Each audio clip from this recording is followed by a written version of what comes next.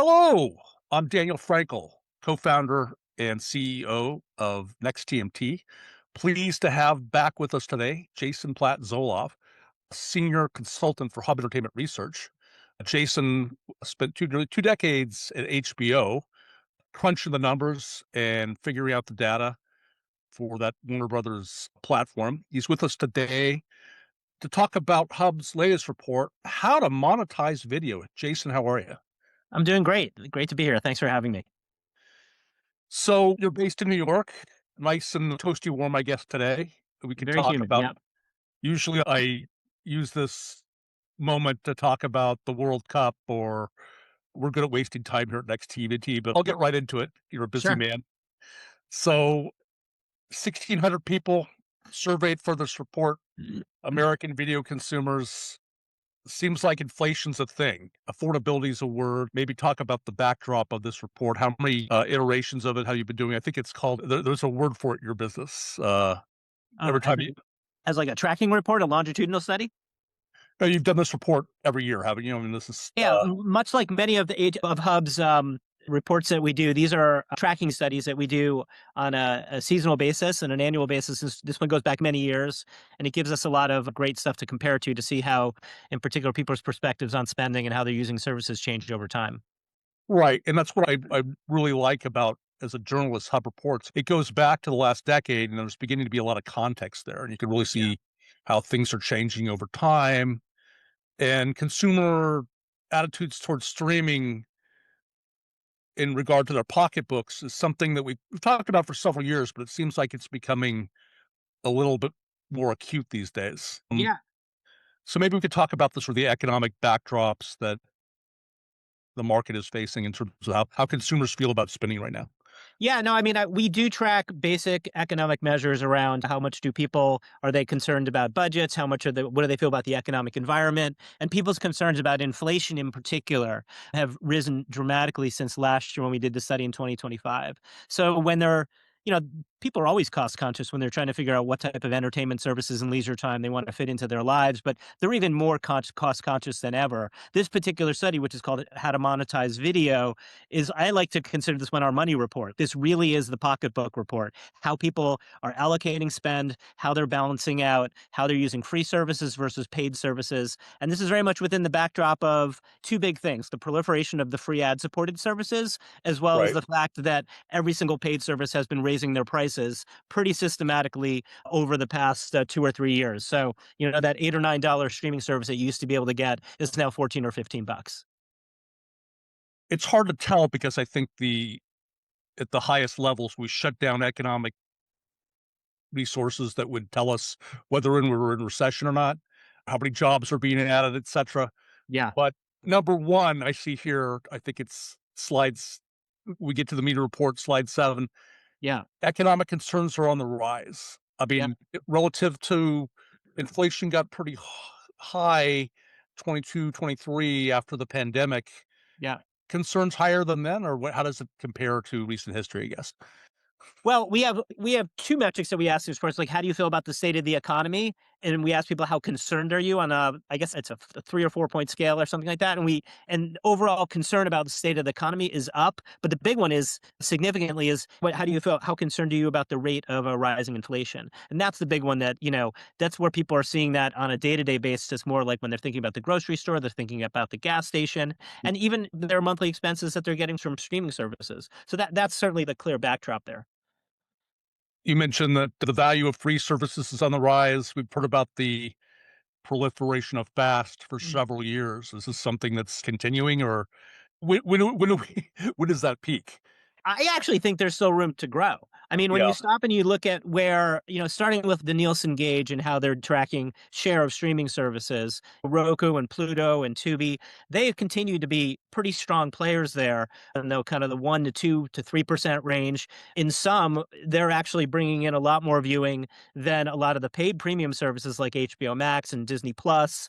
And I'm not even talking about YouTube, which has been the dominant leader at 11 or 12% for years now. So I think that there's still more room to grow when you look at We have an event like Fox buying Roku over a few weeks ago, but that bid in there or whatever, just 22, $25 billion, whatever it is. That's a clear indicator that they know that the power of not only the Roku platform, but the free Roku channel that's delivering tons of viewing.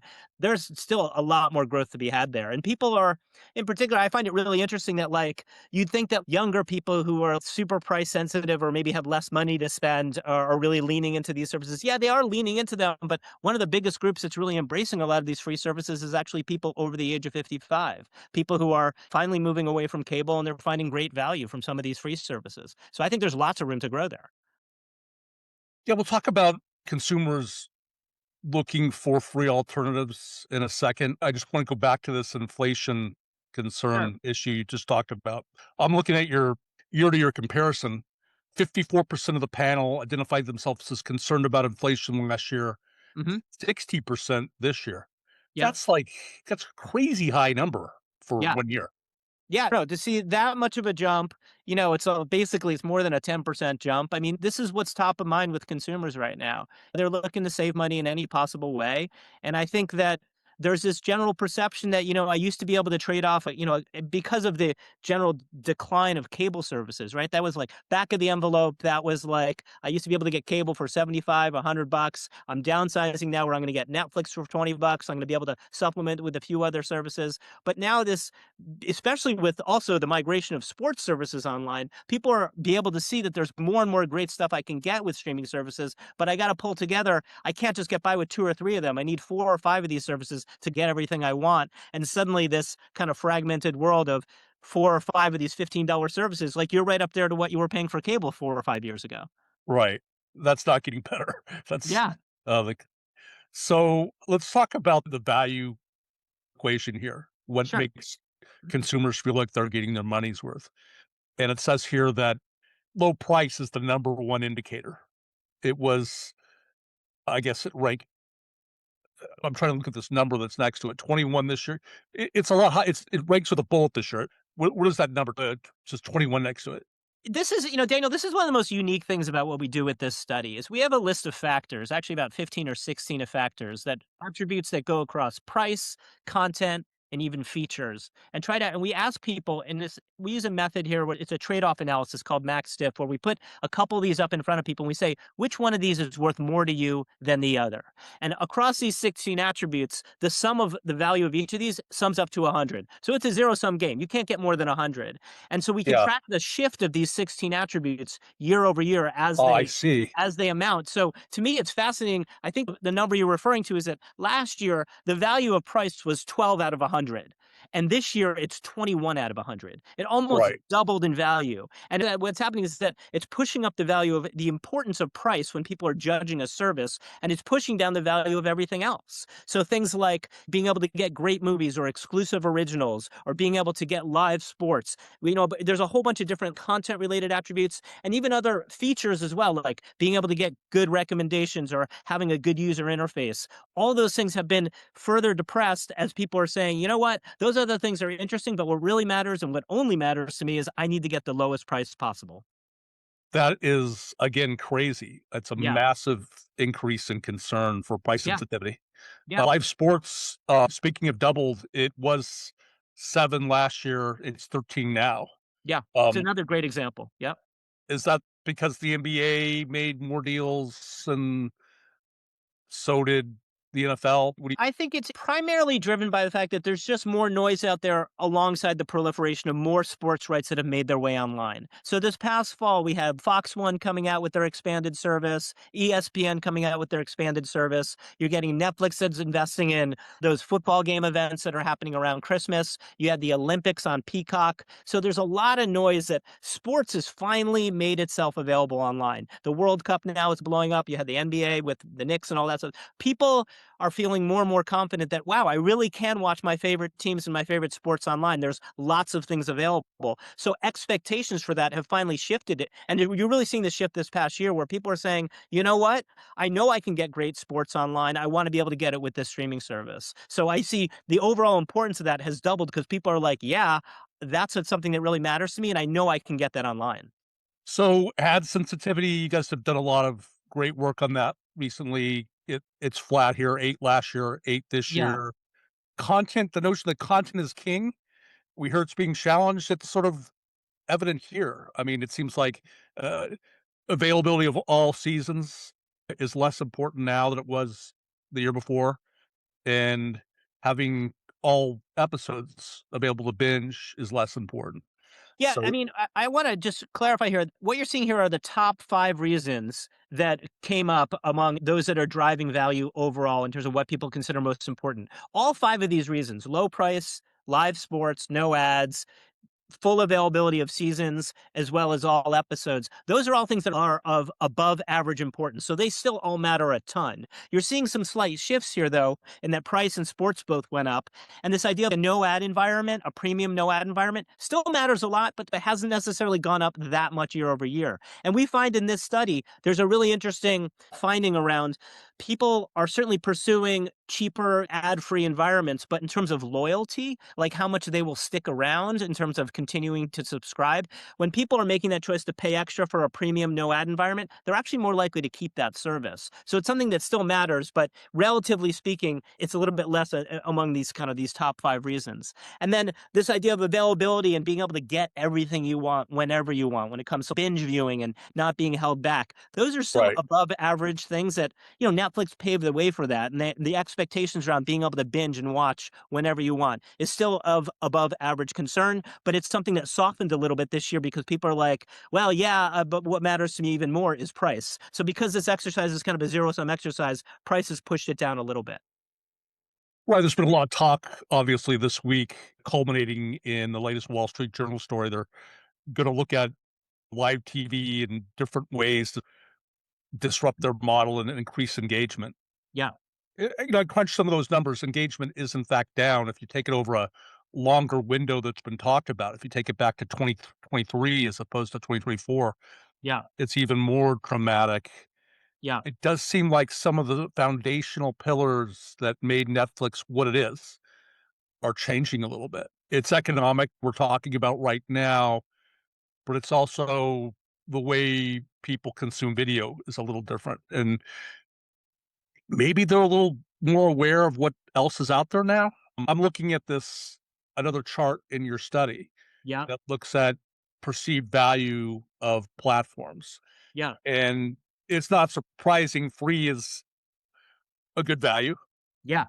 And on this chart, it leads all comers. SVOD with no ads is second, Yeah. SVOD with ads is third, premium cable fourth, but free streaming, it looks like 82% of users or 83% of users see that as the best value out there.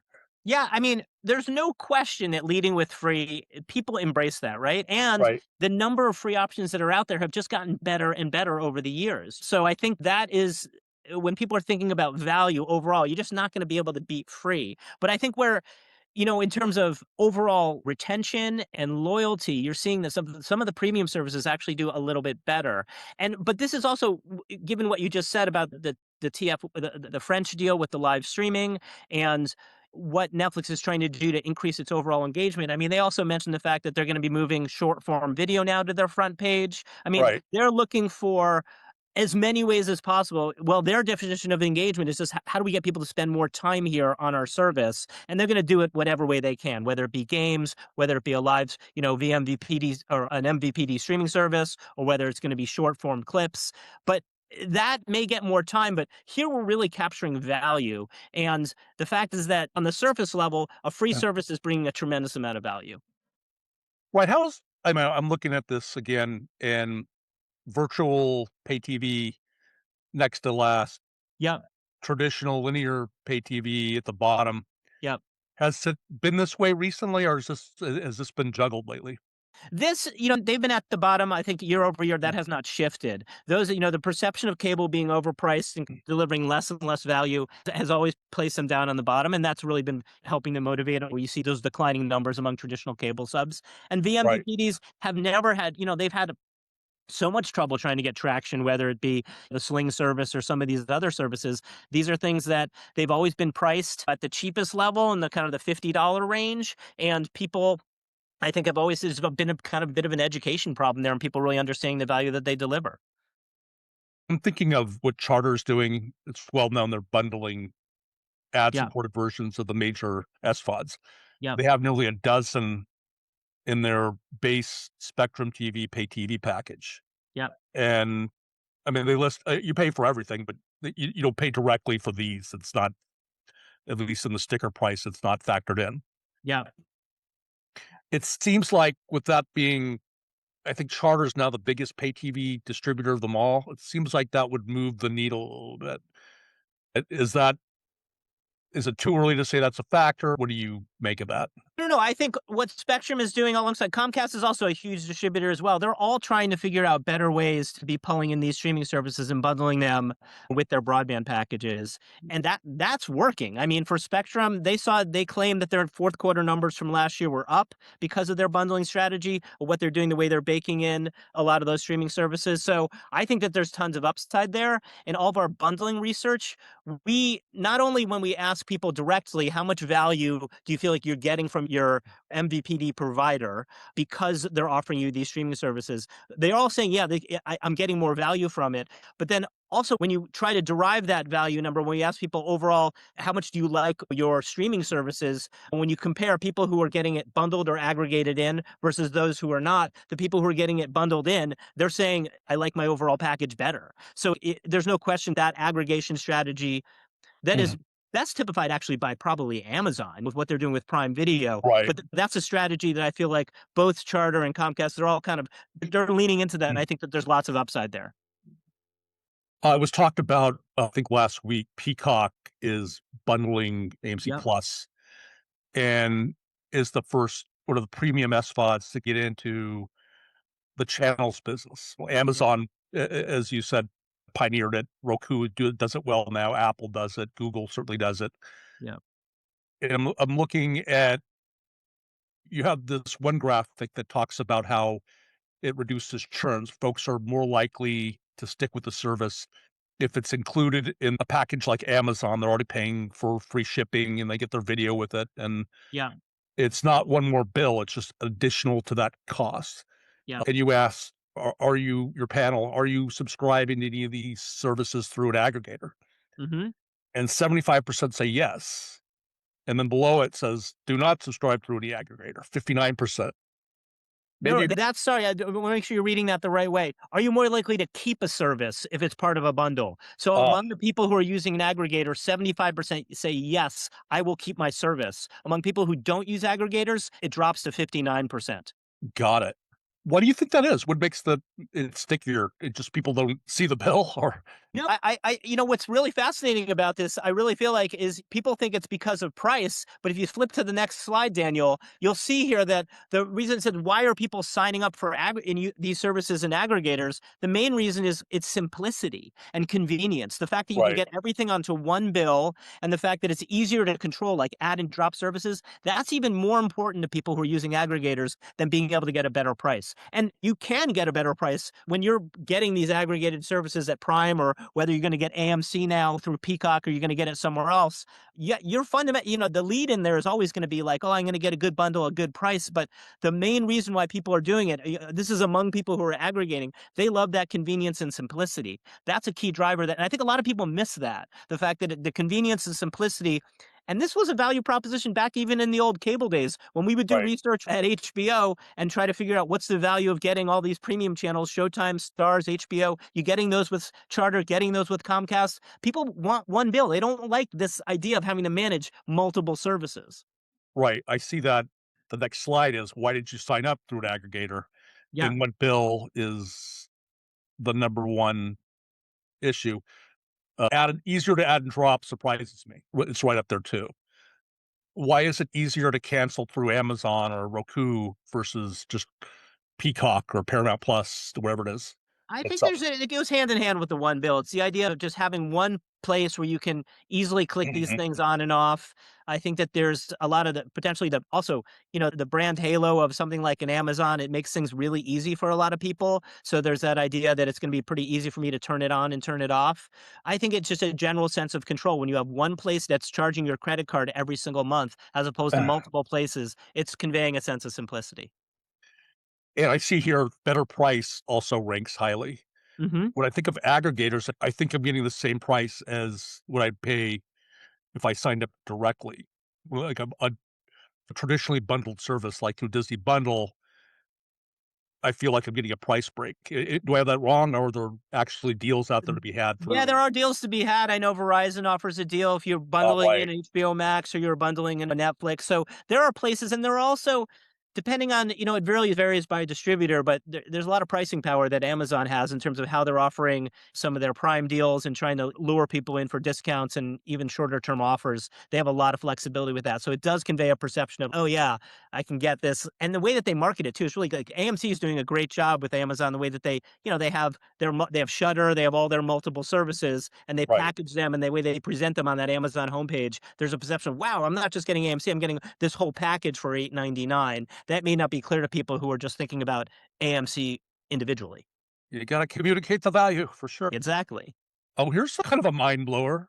You asked the panel, "Have you canceled a subscription in the last 6 months?" Yeah. And you're going along 42% in 2023, 44% in 24, 46% in 25, Yeah. drops to 41% this year. Yeah. All this bundling, you think, or what's the primary Yeah. driver of this Yeah, massive? you hit the nail on the head. I mean, I think that some of these big bundles, we're now 2 years out now from the Disney HBO bundle. There are other multiple bundles that are out there now. I think that people know that bundling works, and I think that you're starting to see a little bit of the impact of that. The fact that if you got a service that's wrapped up with another one, even if you're not using that other service, you're less likely to cancel it. And this has been an age-old strategy that has worked very well for the cable companies, and I think the streamers are finally catching up to it. This is great news. This is all good news. It is. I mean, Yeah. churn was hurting the business, and that's Yeah. market improvement for And, sure. this is a different metric than something like, an antenna. They're looking at monthly churn. This is a self-reported metric based on people saying in the past 6 months. I think it's valid, but it is directionally, it's definitely significantly less, and I think it's a good direction. We can assume that revenue decreases, obviously, when you lower the price, but it's a massive expense to recruit new consumers, so Yeah. they Yeah. win in the long run, I guess. Yeah, acquisition costs are the most expensive things. You gotta keep these people here, and getting them in on a bundle, they're much more likely to have a longer subscriber life. Great. Continuing on the linear plane of this report, back to the price elasticity issue. What was the reason you canceled? What was your primary, uh, why did you cancel that service? Is the question to the panel. And I remember seeing this very graphic in earlier iterations. My show, the season ended. Well, Yeah. they canceled my show, and now it's not enough value at Yep. the top of the list. Yep. Where did that used to rank? Was that a non-factor a few years ago, It was or always pretty high. I think the overall takeaway from this slide is what you're seeing is that of the overall reasons of why people are canceling, you got a mix here that are basically falling under content related reasons in blue, and the gray reasons are price related. And there's such a predominance of gray related price reasons. And I think this really speaks to the price sensitivity and the increased price and sensitivity of people. I think that people used to be much more impacted by my show is ending, or I'm just chasing shows here or there. Here, people are they're looking overall, how much am I using this thing? And if I'm not using it that much overall, that price sensitivity is really gonna push people to cancel. And it is less about specific shows. And I think it's also partly because the landscape is just it's so fragmented in terms of where so many different shows are. And there's a notion of I can get so much free content from places where I don't have to pay for. So I think that's also really driving this. I don't know if it showed up on this graphic in any iteration of the study, but the technology sucks. It used to be an issue. I mean, it was like back in the day, HBO Max was a fraught app. Yep. Yeah, I wonder how much that has. I don't see it on the radar here. I wonder if it ever did show up. We do ask a lot of usability questions in a lot of our other studies. We ask about it also here as well. In the overall priority of what's most important to people when it comes to using a service, the overall importance of having a good UI that can help to surface and help discover shows, it actually scores relatively less. But it's interesting is that we just did another study recently, though, where actually the UX, I believe the number was when we asked people more directly, have you ever canceled a service because of a bad UX experience? A surprisingly large number of people say yes to that. So as the way we tested in this particular study, as a relative metric, it's lower than price, it's lower than content, but UX makes a huge difference in terms of how people are engaging with services. And I think that speaks to why Fox is buying Roku. I mean, you're creating a really good user experience with a Roku interface or an Amazon interface. Even Apple scores really high as well in some of our work in terms of being able to create a clean, smooth environment. That makes a huge difference in terms of overall loyalty. Right. Well, you mentioned older consumers are finding things like fast as they become more aware of what's available, figure out what brings them value and what doesn't. It's a maturing market with a consumer base that's becoming a little more savvy Yeah. and wanting to spend its money a little more wisely.